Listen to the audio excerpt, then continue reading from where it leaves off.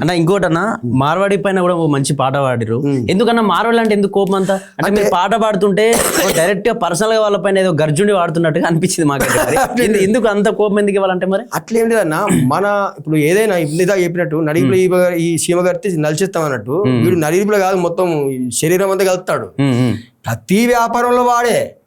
మా దగ్గర గప్చుపుల బండి అందే, బట్టల దుకాణం వాందే, చెప్పుల దుకాణం వాందే, బంగారం దుకాణం వాందే, బంగారం దుకాణం వాందే, అన్ని దుకాణాలు మొత్తం చెప్పుల కాంచి కింది నుంచి మీ దాకా మొత్తం మాది. దాన్ని ఏమంటారు, ఇది స్క్రూ డ్రైవర్లు, మొత్తం అన్ని షాపులు వానే ఉండే. మా దగ్గర లోకల్ పరిస్థితి ఏంటంటే అంతలట్లే ఉంది. ఇక మెయిన్ రోడ్డు మీదే 9800 షాపులు ఉన్నాయంటే ఇంకా గల్లీలలో ఎన్ని బస్సు.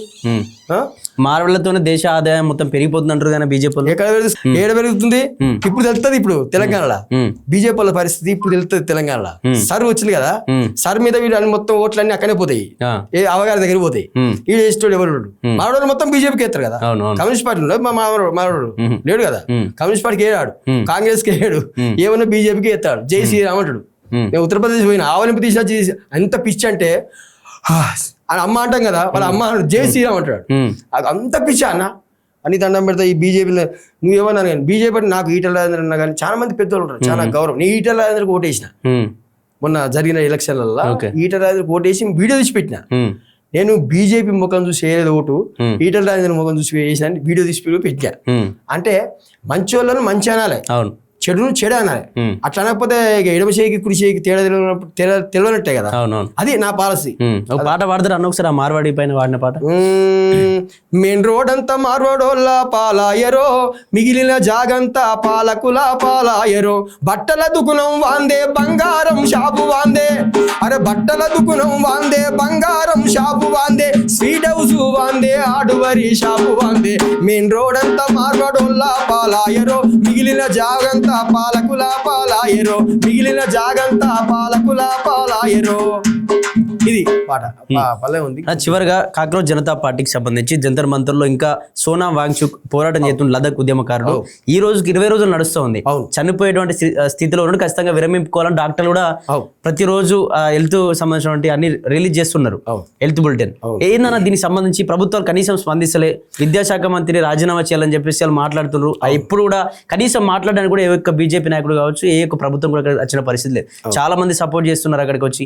ఏందని ఎట్లా చూస్తారు దీని మీద కూడా మంచి పాట పాడిరు, ఎట్లా చూస్తారు దీన్ని పరిస్థితి? అంటే కాక్రోచ్ జనతా పార్టీ సంబంధించి నేను కూడా ఇంపాక్ట్ అయ్యాను. ఎందుకంటే అక్కడికి వచ్చి ఇందిరా పార్క్ నేను ఒక్కనే ఎవరు స్వచ్ఛందంగా వచ్చి అక్కడికి. మంచి ఉద్యమం, విప్లవం ఎట్లా వస్తుందంటే అట్లా వచ్చింది. ఇదివరకు చెప్పాను, అడవిలో ఉన్నటువంటి నక్సలైట్లను ఏర్పారేసారు కదా డ్రోన్ కెమెరాలు పెట్టి.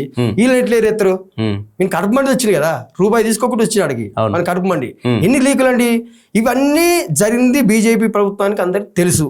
కాకపోతే స్పందిస్తే మేము తగ్గుతాం, మేము స్పందిస్తే మేము తగ్గుతాం అనే విషయం ఉంది వాళ్ళ దగ్గర. అందుకని బీజేపీ వాళ్ళను సపోర్ట్ చేస్తలేదు, వాళ్ళ దగ్గరికి పోతలేదు. ప్రకాష్ రాజు పోతే ఆయన తిడతారు. మన మన మన పక్క రాష్ట్రం అనుకుందాం ఆంధ్రప్రదేశ్, ప్రశ్నారావణ్ అన్నాడు. ఇప్పుడు ప్రశ్నారావణ్ సంబంధించింది మీకు తెలిసింది, అంత గందరగోళం నడుస్తుంది. పవన్ కళ్యాణ్ హోంమంత్రి కాబట్టి అది నడుస్తుంది. ఎందుకంటే రాజు చెప్పింది గుర్తుపునుంది గుర్రం, డబ్బునుందే రాజ్యం అది నడుస్తుంది కాబట్టి ప్రపంచంలో ఇది అట్లా నడుస్తుంది. అది అది అది అది అంతే. వాళ్ళు సావని చచ్చిపోయినా కానీ వీళ్ళు పోరు. నువ్వు చూడు. ఓకే, ఒకసారి మళ్ళీ పాడతారా అన్న జంతర్ మంతర్ కాక్రోచ్ జనతా పార్టీ పైన పాట ఒకసారి? జలపూర్లో పాట. బొద్దెంకలు చేసే దాడి భయపడుతున్నాడు మోడీ, బొద్దెంకలు చేసే దాడి భయపడుతున్నాడు చూడు మోడీ. కోట్లాది పురుగుల దాడి, కోట్లాది పురుగుల దాడి ఇక కనుమరుగైతడు మోడీ. జల పురుగులు చేసే దాడి భయపడ్డాడు నరేంద్ర మోడీ. ఉద్యోగం లేక యువత, ఉద్యోగం లేక యువత, కోపంగా ఉన్నది జనత. అరే సనాతన ధర్మం అరే తెలిసిపాయని మర్మం, అరే సనాతన ధర్మం అరే తెలిసిపాయని సమరం. అరే నీపై చేసెను సమరం, అరే నీపై చేసెను సమరం, నీ కుర్చీ గూలును ఖాయం. బొద్దెంకలు చేసే దాడి భయపడ్డాడు నరేంద్ర మోడీ.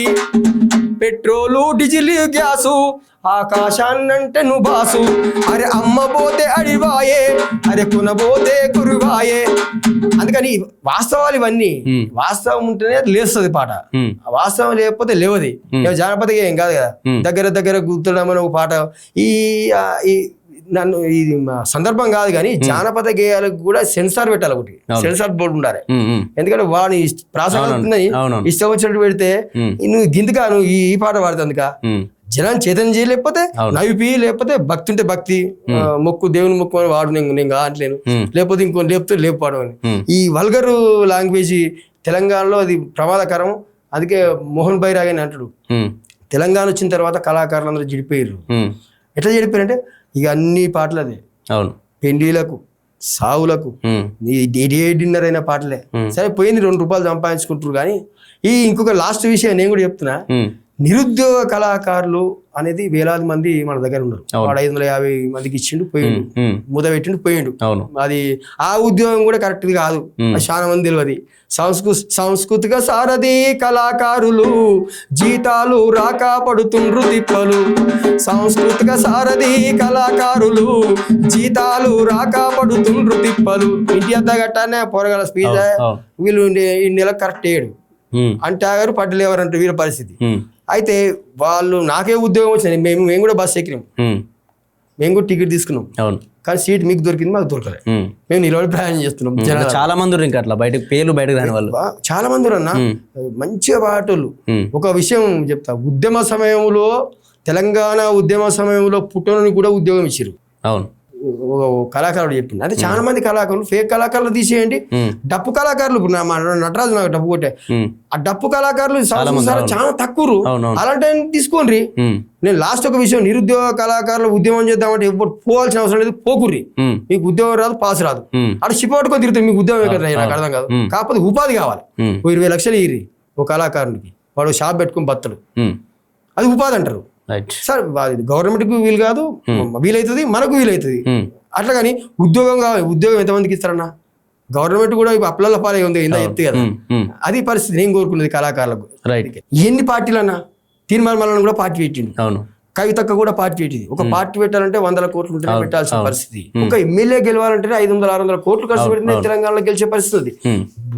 పైసలు మొత్తం పైసలకు అలవాటు చేసిరు జనాన్ని. ఇలాంటి సందర్భంలో మీరు మంచి కోరుకున్నప్పుడు, జనం మంచి కోరుకున్నప్పుడు ఒక పార్టీకి ఎదిగి రావాలి కదా.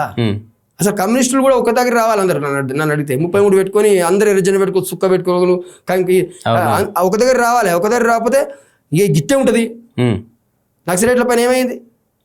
ఆడు కారండు ఉన్నా కానీ డ్రోన్ కెమెరాలు పెట్టి తీసుకొచ్చి చేసిర్రు. అరే ఆ జలపురుగుల పార్టీ ఏమంటారు దాన్ని, కాక్రోచ్ పార్టీని చూసి నేర్చుకోవాలి కమ్యూనిస్ట్ పార్టీలు. జల్ల పురుగులు చేసే దాడి భయపడ్డాడు నరేంద్ర మోడీ, జల్ల పురుగులు చేసే దాడి. ఆ జలపురుగులు అంటే చిన్నగుంటాయి అట, అవి బొద్దింకలు అంటారట. బొద్దింకలు చేసే దాడి భయపడ్డాడు నరేంద్ర మోడీ, కోట్లాది పురుగుల దాడి, కోట్లాది పురుగుల దాడి, ఇక కనుమరుగైతడు మోడీ. బొద్దింకలు చేసే దాడి భయపడ్డాడు నరేంద్ర మోడీ. అదన్నా అట్లా జరుగుతుంది. ఇక్కడ బీజేపీ కూడా పాటలు పాడిరన్న. ఒకసారి షాప్ లోకి పోతే సామాన్లు రేట్లు పెరిగిపోతుంది, నూనె సామాన్ పెరిగిపోతుంది, ప్యాకెట్ పట్టుకో పాట కూడా వాడి వైరల్ అయింది. ఒక్కసారి పాట. మంచి నూనె ఓ మంచి నూనె నువ్వెంత పిరమైతివే వంట నూనె, మంచి నూనె ఓ మంచి నూనె నువ్వెంత పిరమైతివే వంట నూనె. కేంద్రంలో మోడీ గారి గడ్డం పెరిగినట్టు, అరే కేంద్రంలో మోడీ గారి గడ్డం పెరిగినట్టు, రాష్ట్రంలో కేసీఆర్ లావుగా మాట్లాడినట్టు, అరే సామాన్యునికి అందకుండా సర్ర సర్ర పోతున్నావు, దినసరి వస్తువులల్లా దిగ్గజం అయినావు. మంచి నూనె ఓ మంచి నూనె నువ్వు ఎంత పిరమైతివే వంట నూనె, నువ్వు ఎంత పిరమైతివే వంట నూనె. ఈ మంచి నూనె అప్పుడు గడ్డం బాగా పెంచింది సారు, మోడీ సారు. ఆ గడ్డం పెరిగినట్టు స్పాండినెస్ అప్పుడే రాసి అప్పుడే పాడితే TV9 వాళ్ళు కూడా ఫోన్ చేసి తీసుకున్నారు. దానిలో ఏదో ముచ్చట్లు చెప్పింది అన్న వాళ్ళు. అదే అన్న పరిస్థితి.